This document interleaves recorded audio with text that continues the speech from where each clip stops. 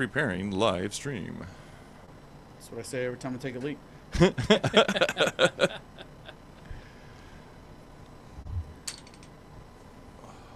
You got a joke, jump it in. Don't hesitate. Just let it go. Oh, okay. Yeah. That's what it's all about. Here we go. What's up, guys? Welcome to Rice and Beans Radio. Big O and Jester are in the house, and we've got a special guest with us, Josh fucking Casper from Gary 84, Million Kids, and the High Z's, and goddamn, dude, how many other bands have been? I don't even know. Like sometimes, like there was a band that I was in where I was like, I met one of the other guys maybe a couple years back. We're like, yeah, I remember that band we were in together, and I was like, yeah, I remember the band, but I don't fucking remember the name. I was like, I have no idea what the name was. I still don't. I'm like, what did we call ourselves? I don't remember. That's like the cool part of being a musician. Like, is not just in one band. You get to you meet all these people and like. Especially when you get into like a scene, like a little bit of a scene or something, you meet a lot of other people and stuff. Yeah. Yeah. Maybe you should start tattooing the names of the bands that you're in. No. I look like that dude on Memento, right? Like, yeah. Just one full half of the side of like all the band names. Names and lyrics. Which one's the most dedicated one you're at? The one I get excited about. Yeah.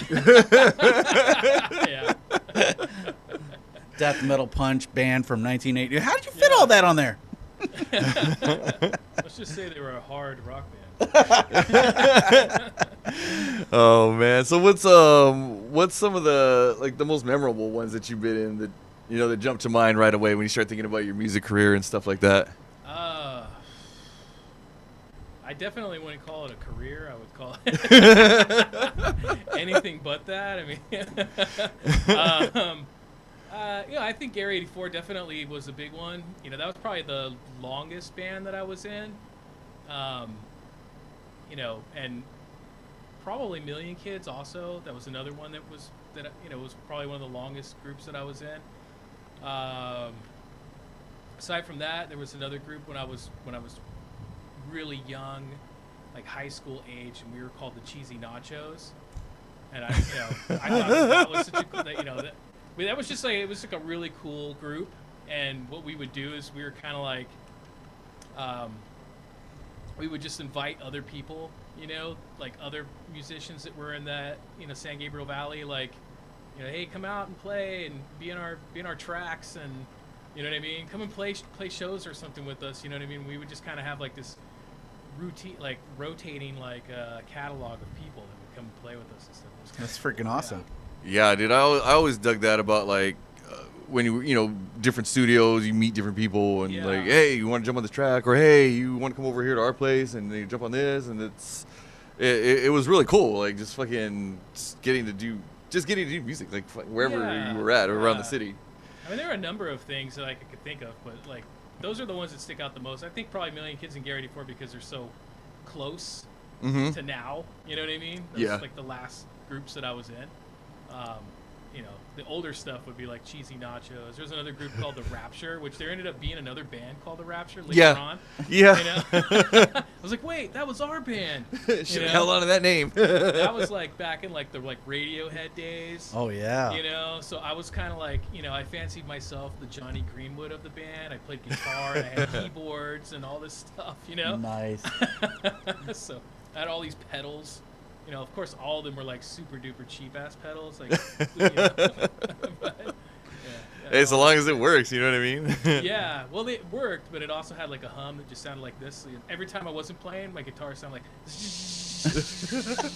the whole entire time.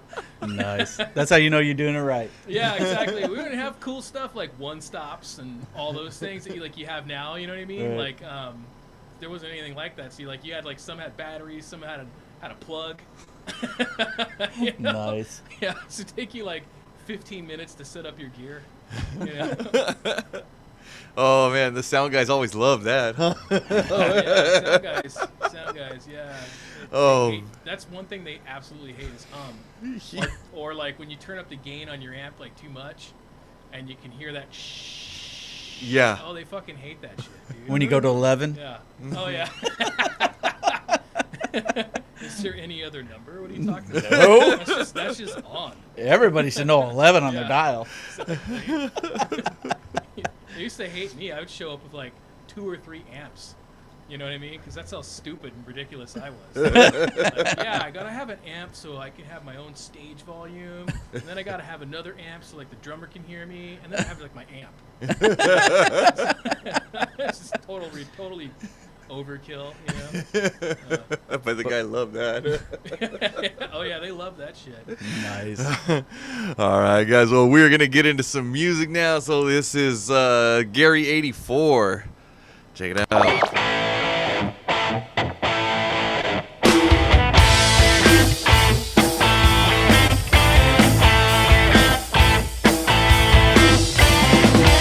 Expectations they follow you home.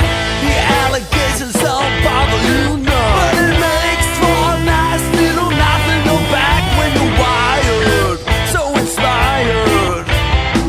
Why don't you come and take what's yours? Why don't you drop it on all fours? That's the Tim Crockett Show. You stimulating sound everywhere that you go. You stimulating sound, and I like it. It's authentic, they come when you call. You're apathetic and an army will fall. And right through the gate for your heart and let some attention with contention. It's alright, it's your natural home. It's alright, so sing a song. That's the Tim Crockett Show. Stimulating sound everywhere that you go. Stimulating sound.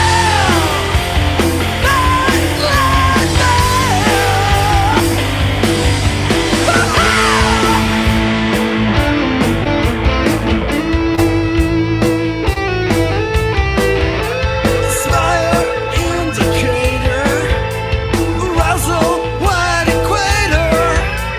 All the needles full hard, such a liquid fire now.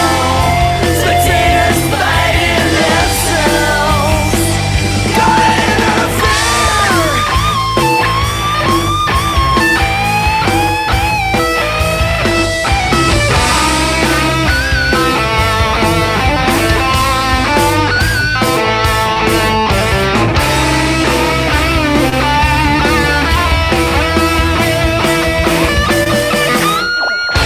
That's the Tim Crockett Show. Stimulating sound everywhere that you go. Stimulating sound. Stimulating sound. Stimulating sound.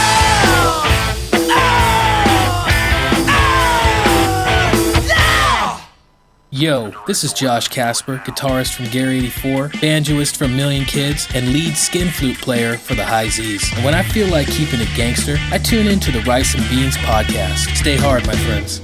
Transit radio, it's gonna work. Transit radio, it's gotta work. Underground patrol, we see a way out. Transit radio, we gotta get out. Lost in this government, they ain't living for us anyway.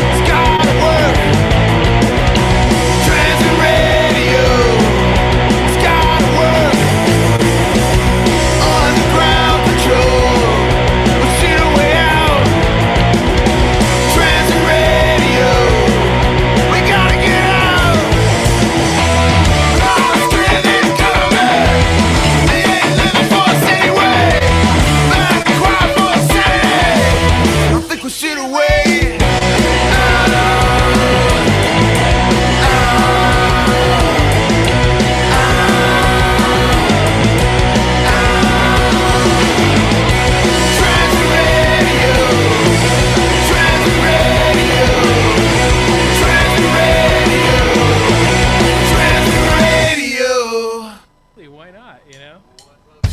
Back, and that was Gary 84 with a couple of tracks, and then Bill. Oh, I'm sorry. But Gary the- 84 was the first track. Yeah. Then Billy Kids was the second track.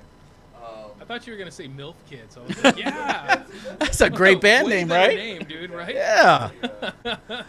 You know what? Come out to our fucking concert, MILF Kids, you know, MILF and drop some dollar bills because we need them. Right? I mean, that's kind of like giving your mom a pat on the back. Right? That's right. Mom, you're a MILF. Yeah, that's cool. Stacy's mom. Yeah. So, where did you guys produce that one or record that one? Because I think the first of the Those two that you played right there were Mhm. actually recorded in the studio that we used to share downtown. oh no shit. Yeah, both of those songs. Yeah. God damn! Oh Yeah. man, it was such a bitch to record there, especially was. It like fucking because sucked. like you had bands stacked next to like rooms just next to each other, aisles and Yeah. aisles of rooms, right? And then so like you'd go, it'd be all quiet, and all of a sudden, oh yeah, here we go, let's get this going. You get everything mic'd up, and then all of a sudden, some fucking asshole cranks his amp to Oh. fucking 11 in the next Dude. room, and I'm like, Oh. bitch. I think the worst though was that place in Gardena that we Oh, shared. yeah. Holy shit, with like the homeless guys that live there and stuff. Yes. Oh, that was fucking dirty. bad, dude. Like the walls were like super thin. Like I don't think that there was any insulation between the Mm-mm. walls at all. It was just like, yeah, let's build a music studio. Okay, let's put some 2x4s and some drywall there. And that's it. You know what I mean? Yeah. It was that bad. It was like actually there was like a room like near the bathroom, but there was no wall. The wall was just plywood. Nice. That middle room, yeah. Yeah, and they just painted it. Like painted plywood like nobody would notice. You know Yeah. what I mean? Like it was so stupid. They didn't even do a good job of painting it either. No, man, it was so bad. That was the worst studio, dude, by far, man. What was the paint on the inside, brown? Yeah. All over the bathroom walls. I would like hardly ever use that bathroom. Like most of Yikes. the time, if I had to take a leak, I would just go outside. Yeah, that was what I was to say. Like, Yeah. we got lucky because we had the room that had a door to the street, so everybody would just go piss outside because it was just like, oh, this is Like, fuck fucking it, yeah, walking to the bathroom. exactly. This is I ain't gross. shooting my heroin in here, goddammit. The only thing bad about having the room that was right next to the street was that if you open up the window, remember the window was really low too. Mhm. And so people would just come walking by like, hey, man, what are you guys doing in here? And you're just like, what the fuck, dude? Like, shit. You guys should have had some pies ready, sticking their face in there and just whap. Oh, fuck yeah. Or people would come to the door thinking that was the door to the building and like Yeah. try to come through. I'm like, yo, Like, go oops. around. This is my fucking room. Like the fucking door's over there. Yeah. That was a huge room, though, man. When you think about it, like, that had to have been like twice the size of this room right here, dude. Like, it was fucking big, man. That's You had not- your drums. Yeah. We had Matt's drums in there. Mhm. We had like everybody's amps. Wow. I mean, you know, a Yeah, it was a fucking coffin freezer. I mean, we had like, yeah. It was a nice Shit, big man. ass Nice. fucking it was huge, room. man. And it was cool, like, and that was the other cool part is like everybody chipped in on the monthly, so we just Yeah. like gave one check to the dude, or like, all right, here's the fucking Yeah. rent, like fucking don't What come was around. funny was trying to collect rent though, like, because it was like, yeah, where's your $75? It's like, when you look back on it now, you're like $75, dude. Really? Like that's Yeah. a big fucking deal to you? Like, come on, man. Like, don't eat McDonald's twice. You know? a Yeah. month. You know, or 2 less Oh, times a month. The joys of fucking being an upcoming musician. Yeah. Dude, it's so funny, man. But no, those two tracks, those were downtown rehearsal. Yeah, and it was always a shit show trying to record there, dude. It was really bad. The room was untreated, totally untreated. So everything you played there, every time you sung or anything, everything just sounded like you're in a closet. Wow. You know, you just had this horrible sound. And you manage this sound. It sounds good. I don't know, man. That's just. I think at the time I only had one kid, so I still could like stay up late and like work on tracks and stuff. Right. Some of this stuff also was recorded before I had kids too, so yeah. Yeah, that helps. Yeah, that helps. Yeah, Definitely. No, I would go down like the Drink Up motherfuckers. Like, I would go to downtown rehearsal, dude, like in the morning, and your homeboy Rob would be there, passed out on the floor. And there was always like some other like a stranger, there with him. It's just like, who the fuck is that? And there was one time that I went there and I thought it was Rob passed out. There's a mattress on the ground, right? And there's a body on the mattress in like a sleeping bag. And I thought it was Rob. I was like, oh, it's Rob, you know. So I'm gonna come in here and just give him some shit, you know.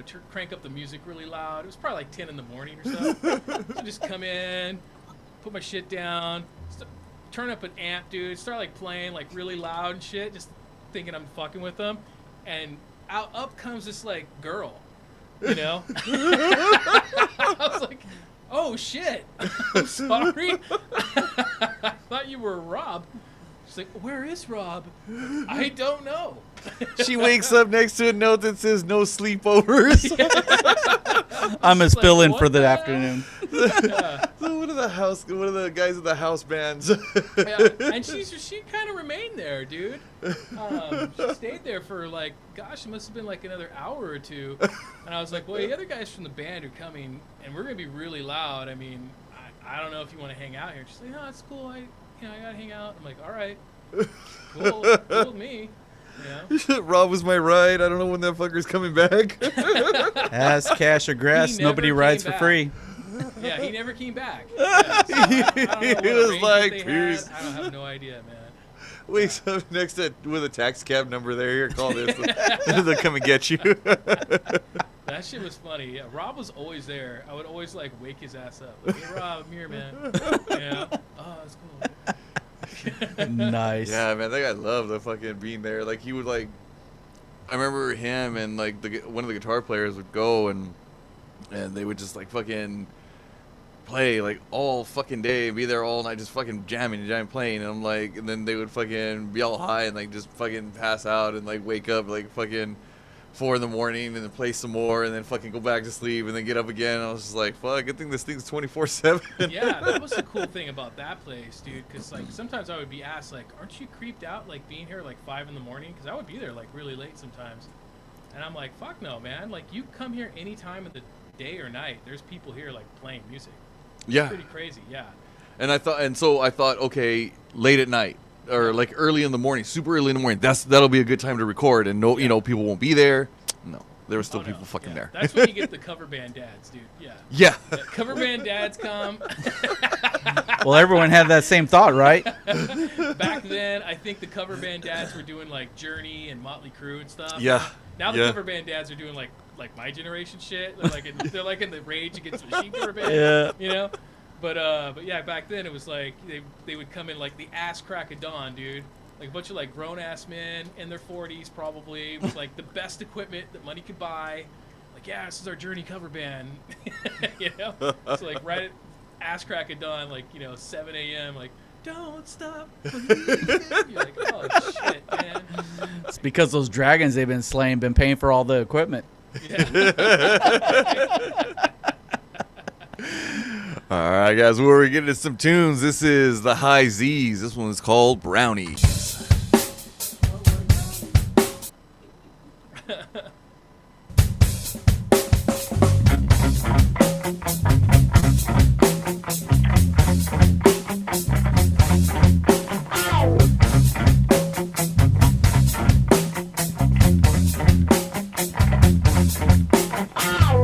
I'm craving a slice now.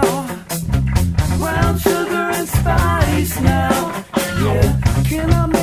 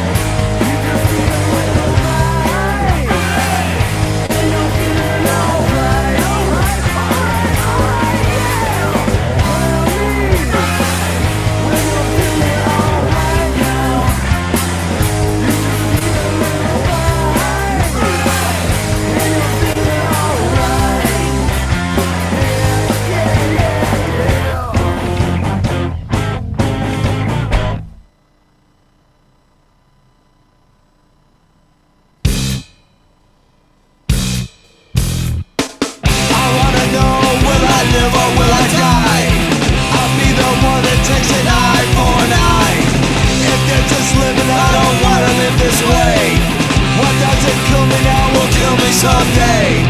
I am a victim of addiction. Victim of addiction. I am a victim of addiction. Victim of addiction. I am a victim of addiction. Victim of addiction. I am a victim of addiction. I wanna know, will I lay it on the line and be the one that says your problem, not mine? These days we're living in someone else's dreams. No idea what living really means. I am a victim of addiction. Victim of addiction. I am a victim of addiction. Victim of addiction. I am a victim of addiction. Victim of addiction. I am a victim of addiction. Love, hate, cruel, fate. Love, hate, cruel, fate. I wanna know, will I live or will I die? I'll be the one that takes an eye for an eye.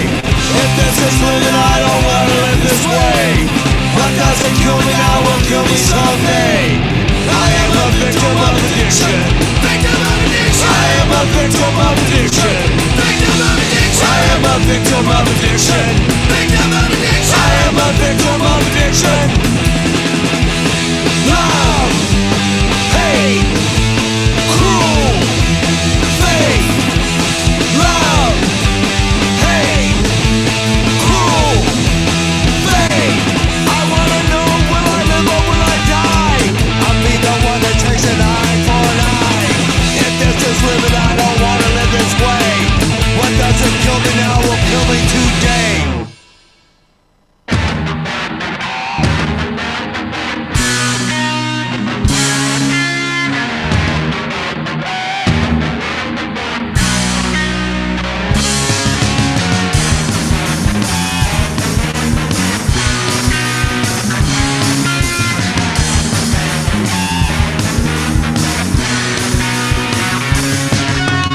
Vamos a cambiar tu forma de pensar. Todo el mundo es libre de ser como quiere ser. Oh, ah,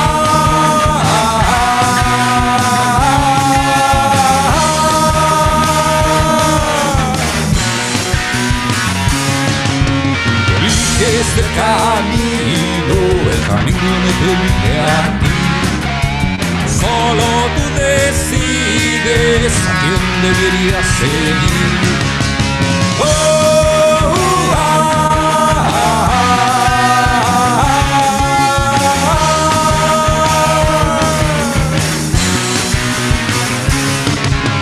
muéstrame una historia que pueda entender. Expanda mi memoria y me permita ver.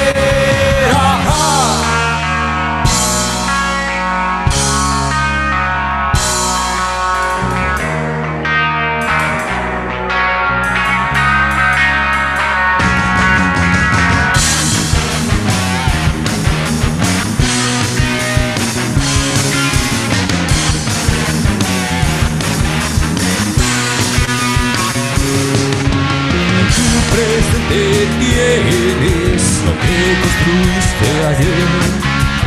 Es el resultado de lo que te atreviste a hacer. Oh, ah,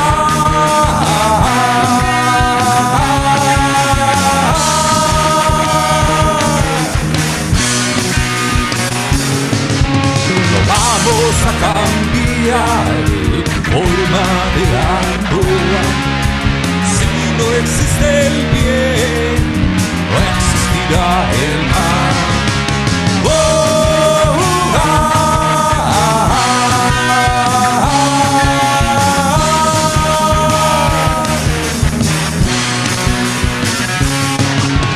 muéstrame una historia que pueda entender. Expanda mi memoria y me permita ver.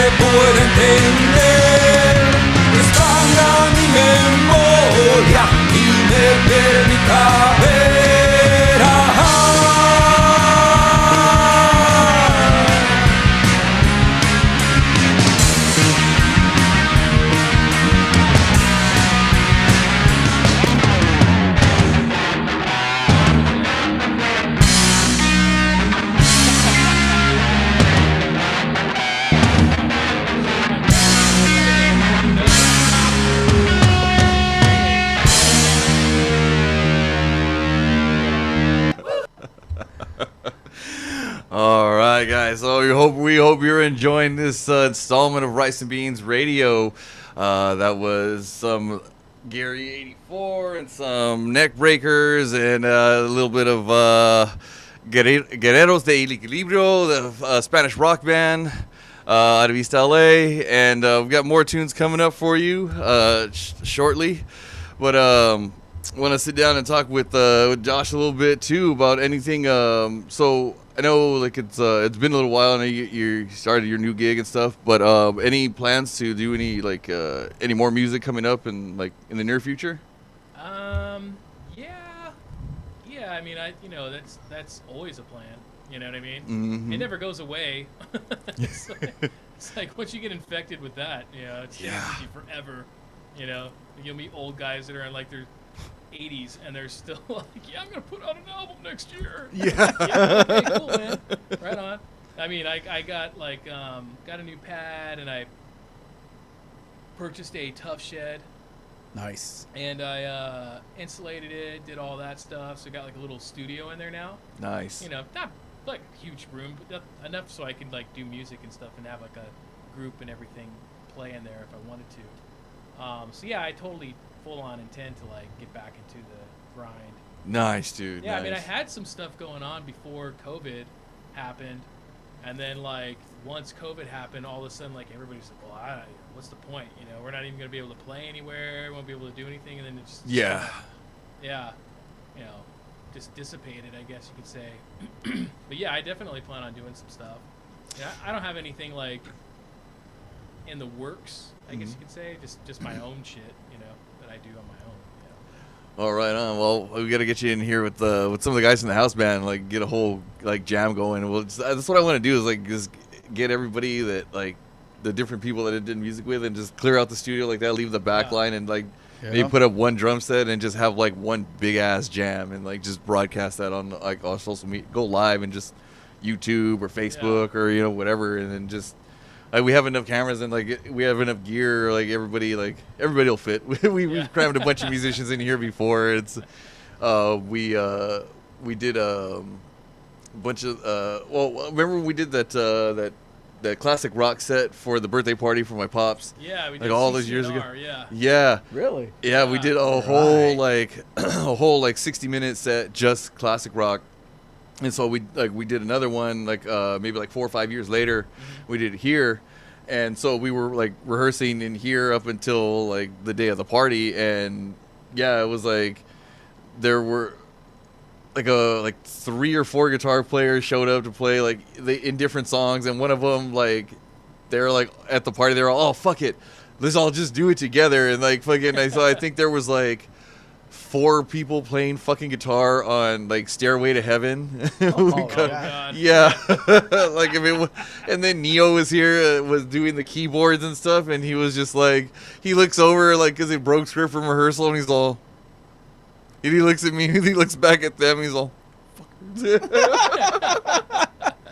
the drummer's just like, fuck yeah, this is the shit, and the fucking, and then the bass player was like, where he's like shaking his head, he's like throws his hands up, comes in here, and then I see him come out like not holding his fucking bass, just fucking comes out with a beer. He just stands there and he's drinking, and I'm like, afterwards I was like, what happened? He's all, there was 4 fucking guitar players. He's like, it was time for a beer break.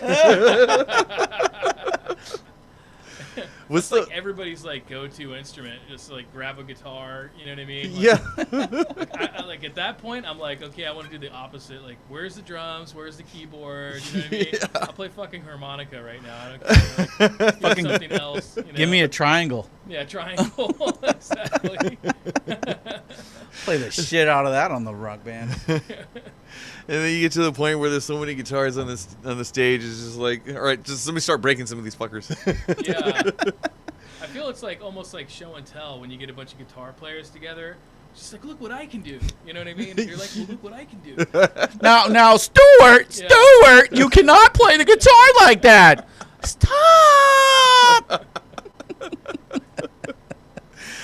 So I wanted to ask you about so we got the next couple of tracks, and this one, Breaking Guitars. I wanted to ask you about the story behind like that one, because I remember me and like a bunch of the guys from the house, man, we'd go catch you guys when you get played out live, and that was like always one of our favorite like jams that you guys did. Oh yeah. That So was the what- closer. Yeah, so I want to Close ask that you, was like, song. was there ever like a story behind that song, or like any kind of like?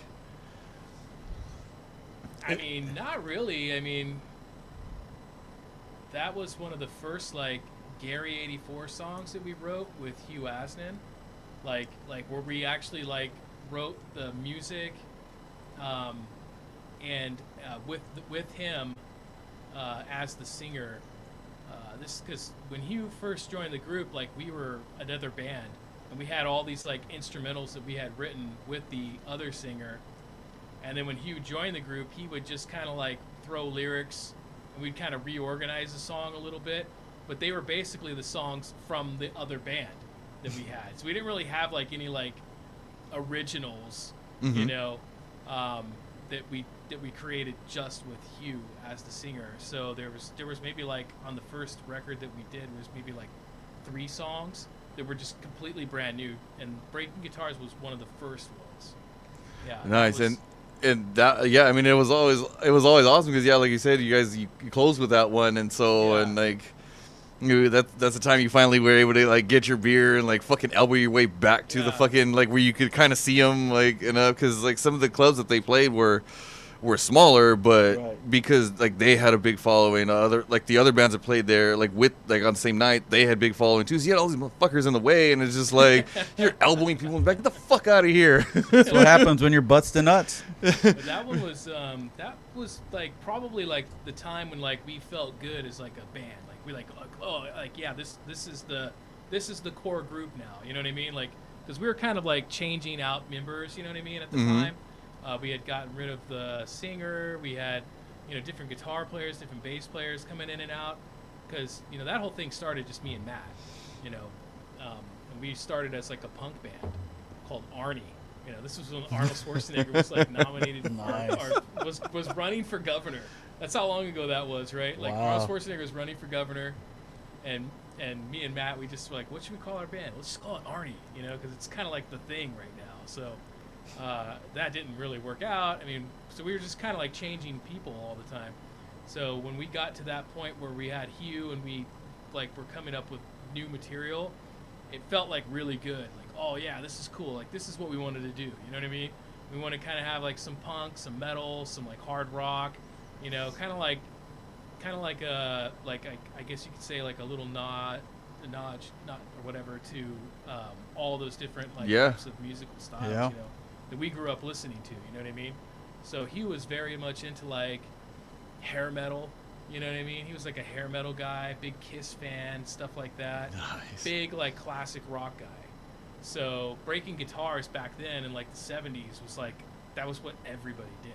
Like everybody broke guitars, And I think I came up with the riff and like sort of the melody and stuff, and then I brought it to Hugh. Was like, what can we do with this? And we just started writing lyrics and coming up. We were kind of like a McCartney Lennon. Hugh and I were. You know what I mean? Not that we were as good as them, obviously not. But we were. That's how we worked. We would just kind of exchange ideas. Like I have this idea for a song. All right, cool. I'll come up with a riff for it, and then he would come up with some lyrics. I would come up with a lyric or a melody or something like that. We kind of go back and forth. So that was the first like song where we had like real like collaboration on new material. Was Breaking Guitars. Nice. And when we brought it to the band, we were like, yeah, we want to do this cool song. They looked at us like we were crazy, because it was more like a groove.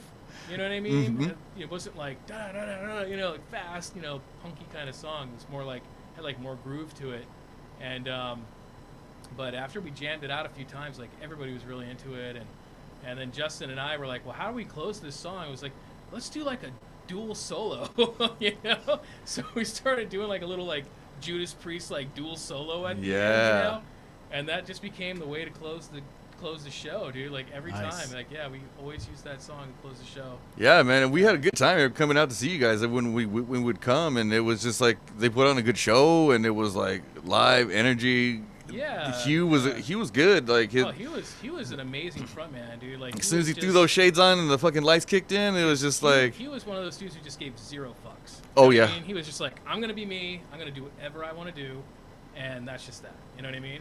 Yeah, and it yeah. made for a Oh, really yeah, entertaining absolutely. show. Fuck yeah, I mean, dude. That's what Somebody resonates who- well with a lot. Oh yeah. Well, it was like, people would either really hate this guy, or they would like be like, "Fuck, man, that singer was so cool." And he was so awesome. So he was kind of like that polarizing figure. But I think you need that in music. You know what I mean? You can't get everybody to like you, but the people that do like you are gonna like you for like ever. You know what I mean? Yeah. So those are the people that you want. That's like your core. You know what I mean? Right, So- doing it David Lee Roth. Yeah. Which was like Hugh's like biggest influence, dude. Hugh had me like driving to David Lee Roth's house one time in Pasadena, and he's like, "Hey, can you give me a ride?" And I'm like, "Yeah, sure. What's up? Where do you want to go? You want to take you home or something?" And he's like, "No. Drive me over here. I'm gonna go to David Lee Roth's house." And I'm like, "What?" I was like, does he know you're coming? What, yeah, what are we doing? Does he know like you're coming? Like, am I gonna be like an accomplice for something? Like, Probably. It's like one of those stalker moments and stuff. Because I knew Hugh had like a big poster of David Lee Roth like in his house. Okay, so let me preface it this way. Okay, this is the first time I go to Hugh's house. Right. He lives in WeHo. Okay. He answers the door. He's wearing a fucking kimono, right? And he's like, "Come on in. I gotta go upstairs and put some clothes on." I'm like, "Yeah, you definitely need to go upstairs and put some fucking clothes on, dude." And like right over his like the living room where people would have like a family portrait or like some big portrait of like a ship or something. I don't know. He had this giant poster of David Lee Roth with the whole like crotch area kind of like exposed, like with like a sexy pose and shit. And I was just thinking like, what's going on here, man? Like. Did you lock the door behind me just now? Yeah, exactly. I was a little freaked out, man. To tell you the truth. But yeah, he was a big David Lee Roth, Paul Stanley, like that kind of thing, Kiss and Yikes. all that stuff. He was really big into those like early, I guess you could say glam rock pioneers. Motley Crue, all that Right. stuff. So, and it kind of came out in his performances, And, You fast forward to 2000s when David Lee Roth was in Vegas and he knocks on the door of an apartment where they're blasting Van Halen and goes, "Hey, you know who that's singing back in the background?" Yeah. And They the young didn't know. who the fuck are you? "Oh, that's me. I'm David Lee Roth." Yeah, whatever. And then they close the door on him. I could totally see that happening. But yeah, I dropped him off at David Lee Roth's house. There was no incident reported, as far as I know. So, no, he told me he knew he was coming. I was like, okay, all right. That was a lie. I was like, with him, you never really knew the truth. I mean, he would like do some weird shit, man. Like Hugh one time almost went on tour with like LA Guns. Oh, seriously? Yeah, they asked him to go on tour with him, as like their singer. Holy shit. And I guess like some of the other guys in the band like backed out at the last minute. They were like, Because they saw him in his "No." kimono. Yeah, well, I was even thinking to myself like, dude, you're not like LA Guns is like, Yeah. like you need like a fucking like singer, like an operatic type of guy, Yep. He wasn't that. You know what Oh. I mean? Yeah. He was good frontman, but he wasn't like he didn't have like a lot of range as far as like, Right. singing voice and stuff goes. Yeah, those guys, those belted out some good music. Yeah, like they're belting out. Like they sound like Robert Plant. And shit, Yeah. those singers and stuff. So I kind of figured that wasn't gonna work. But yeah, they asked him to. You know what I mean? They were like that interested in having him join the group. Shit. Go on, Wow. like a national tour with him and stuff. Wow. Yeah. It's like you never knew with him like if like shit was like legit or if it was just like what. Are you just daydreaming right now? Like I don't know, man. And that's when MTV came out with Storytellers. Yeah, exactly. Yeah, he was a really trippy dude, man. Yeah, he sure was, man. He sure was. All right, guys. Well, we got a few more tunes here for you to check out. And so we're talking about Hugh. We're going to go ahead and get into some breaking guitars.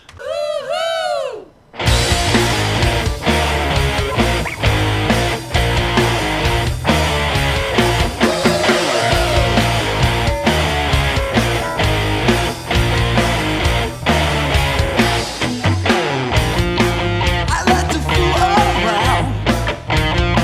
I like to fool you. What's up goes down. I gotta please you. Breaking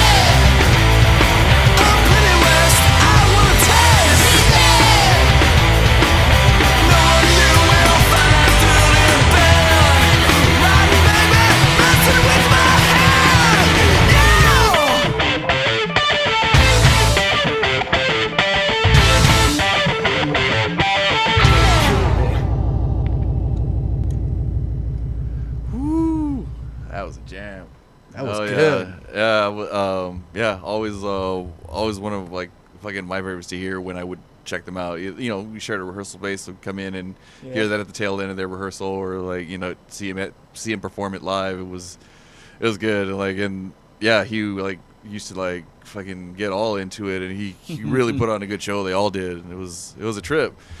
So we guys, we hope you enjoyed this installment of Rice and Beans Radio. We're going to be doing these like twice a month, like we said, and so hopefully we get to see Josh again on another set and get some music going. And Josh, man, thanks for coming down. It's fucking good to see you. I know it's been a long time, but Yeah, it's good to chill, man. It was great to meet you. Yeah, you too. all right, guys. Well, we're gonna get up and on here and continue our whole weekend of this recording and getting all this good stuff over for you guys to see and check out. And we're gonna go ahead and do some more pop-up shows throughout the weekend. So stay tuned. Yeah. Peace. Great stuff.